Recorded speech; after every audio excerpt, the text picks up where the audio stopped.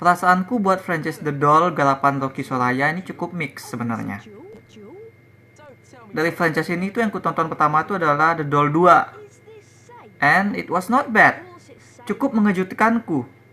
Dramanya bekerja cukup baik, tapi yang paling menghibur adalah babak ketiga yang seru penuh darah. Beberapa waktu setelah itu aku baru coba nonton film yang pertamanya, The Doll Original. Dari situ baru aku tahu kalau film ini tuh ngincer gimmick boneka hantu, tema cerita keluarga, dengan ton bunuh-bunuhan yang maksimal, plus twist. Nah, meskipun acting di film pertamanya buatku annoying, dan aku juga nggak suka sama Sabrina yang jadi sequel terpisah dari The Doll 2, franchise ini sebenarnya punya konsep yang keren, sense horror yang juga cukup bagus. Ya, obviously, mereka kinda nge-rip off film Hollywood. Boneka Sabrina itu Annabelle, Laras dan karakter Jeremy Thomas itu adalah basically Lauren dan Ed Warren. Dan di film ketiga ini ada boneka baru bermerek Bobby, yang tentu saja adalah kawean dari Chucky si boneka Buddy. Tapi semua itu bisa di-overlook selama The Doll masih terus punya cerita dan gaya tersendiri untuk menghidupi semua kemiripan tersebut.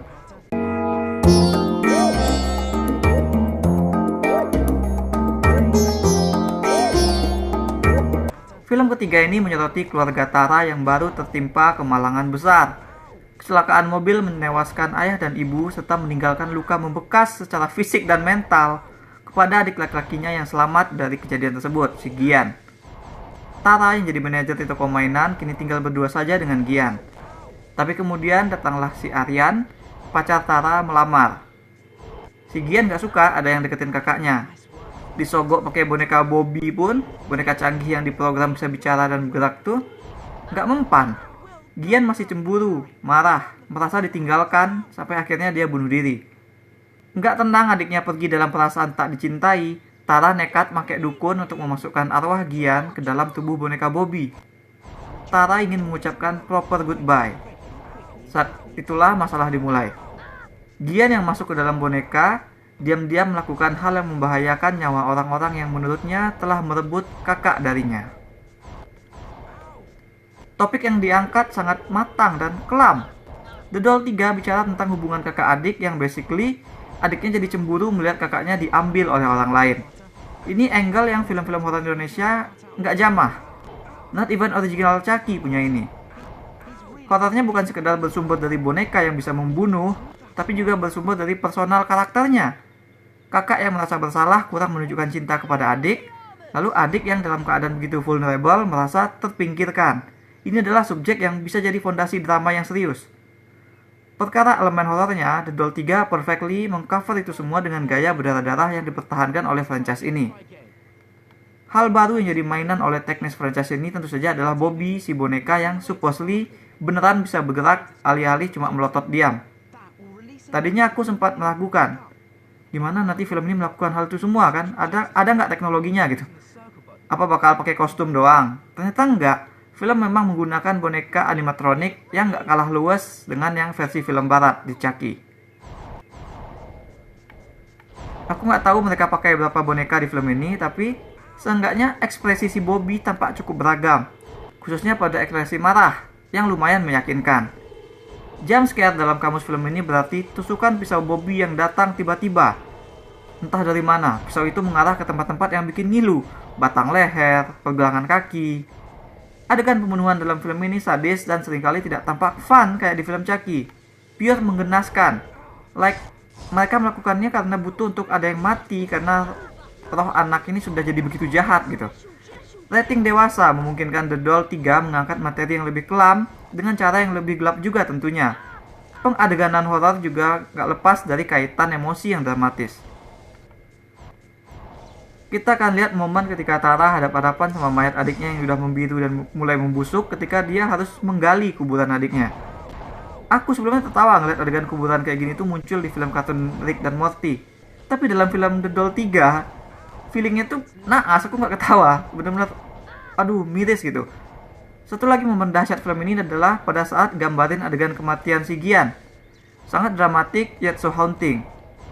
Detik-detik kakaknya lari mencari adiknya yang mau terjun dari suatu tempat itu dipadu-padankan dengan keriuhan orang-orang lagi menanti momen tahun baru. lagi countdown menuju tahun baru gitu.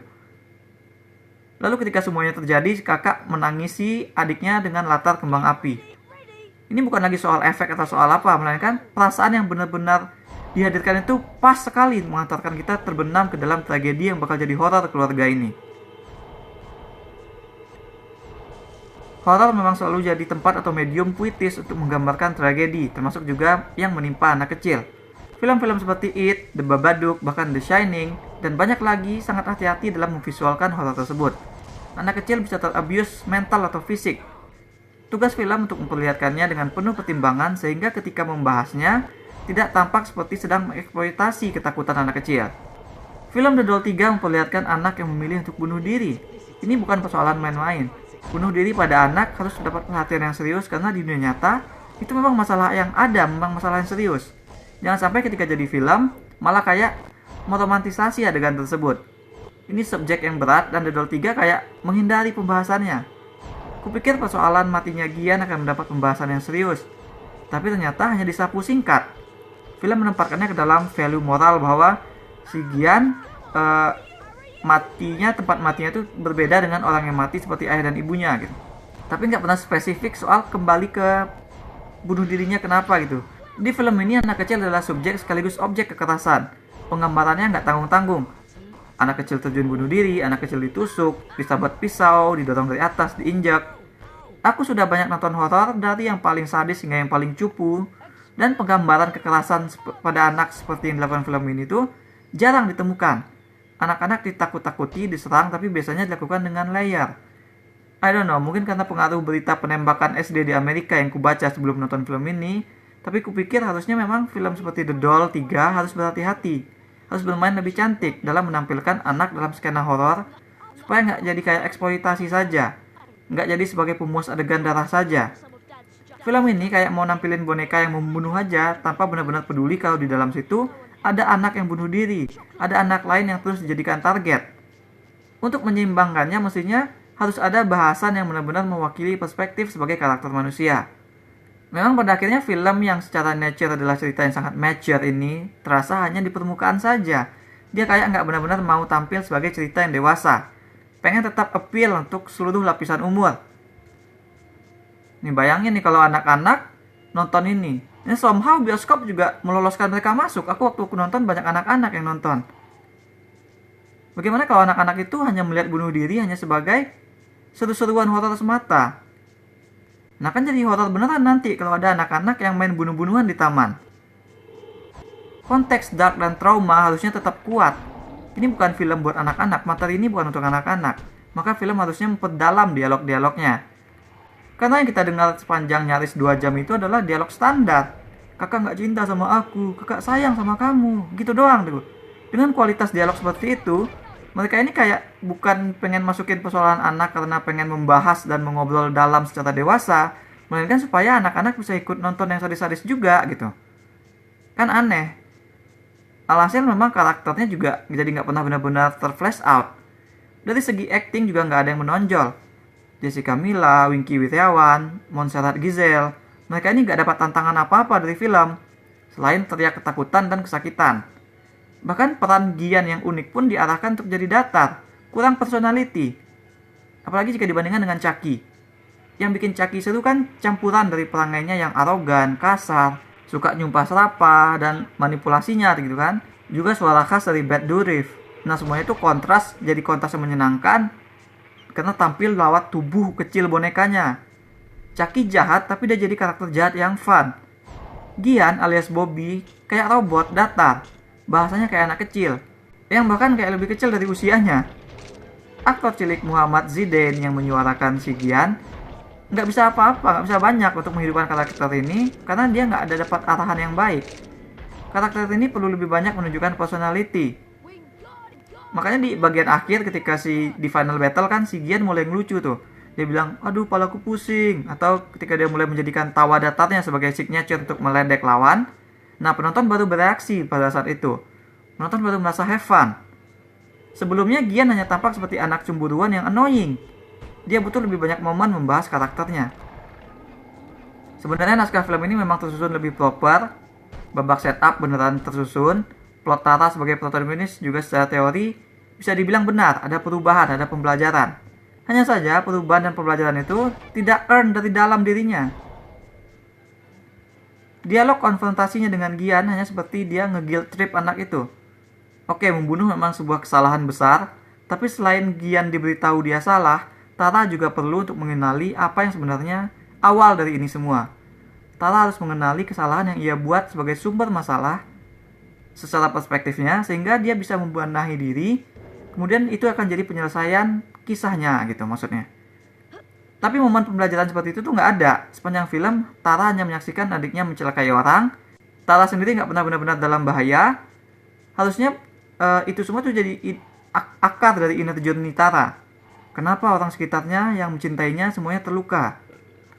Waktunya kecelakaan, saat mau menjemput dirinya kan. Adiknya, pacarnya, adik pacarnya. Kenapa adiknya bisa sampai cemburu gitu. Lalu ngomong-ngomong soal adik pacarnya, mestinya si Mika itu bisa jadi redemption buat Tara. Bentuk maaf Tara nggak mesti harus kata-kata yang harus ia ucapkan ke depan si Gian. Bisa dengan benar-benar menunjukkan kepedulian sama orang yang mencintai dia atau semacamnya. Namun sekali lagi karakter Tara juga nggak dibahas mendalam karena film ini terus-menerus ke soal Gian cemburu aja. Pembelajaran Tara datang lewat twist berupa revealing yang tahu-tahu menambah motivasi dirinya di menit-menit akhir. Tahu-tahu di akhir itu ada pembahasan yang nggak pernah menjurus ke sana awal-awalnya gitu. Ada penjelasan panjang mengenai kejadian yang awalnya cuma kayak prolog aja. Protagonis kita berubah jadi better person karena pengungkapan ini. Karena ternyata ada karakter yang menyimpan rahasia kejadian sehingga dia nggak perlu lagi merasakan hal yang dia rasakan pada si karakter itu. Sehingga kini Tara bisa menghormati pilihan hidup atau pilihan mati adiknya. Ini cara yang aneh dilakukan film untuk berkelit dari bahasan rumit kakak dan adik. Mereka cukup memaparkan kejadian dari luar dalam bentuk twist mencengangkan supaya penonton suka. Tapi nyatanya yang kulihat di studio, penonton malah mulai kasak-kusuk saat momen twist yang nggak perlu itu muncul. Sebenarnya bagus di skena horor Indonesia ada yang berbeda seperti franchise ini, yang menawarkan materi lebih dewasa, gaya yang lebih sadis sebagai alternatif. Cuma sayangnya filmnya sendiri nggak komit betul dengan tawaran tersebut. Film ini masih dibuat seperti supaya semua lapisan umur dapat menonton, padahal tema dan ceritanya sangat dewasa. Adegan-adegan horornya juga berdarah dan lebih kelam. Tapi dialog dan karakternya ditulis sederhana, kurang personality, tidak mendalam. Plot karakternya juga disesuaikan dengan twist yang sebenarnya nggak perlu. Padahal harusnya karakter berubah dari dalam. Cerita padahal akan baik-baik saja jika mendalami perihal kakak dan adiknya yang cemburu. Kalau ada yang membunuh diri di sini, maka film ini pun sebenarnya membunuh dirinya sendiri dengan terjun bebas lewat pengungkapan mengejutkan yang tak perlu tadi. Aku berikan 5 dari 10 bintang emas untuk The Doll 3. Atau The Doll 3. Nggak tahu mana yang benar. That's all we have for now. Bagaimana menurut kalian cara yang tepat untuk menangani adik atau anak yang merasa cemburu karena mereka tuh merasa kurang disayangi? Share with us in the comments. Jangan lupa hit like dan subscribe supaya nggak ketinggalan review-review dan playthrough lain. Kunjungi mydersit.com untuk review yang lebih detail.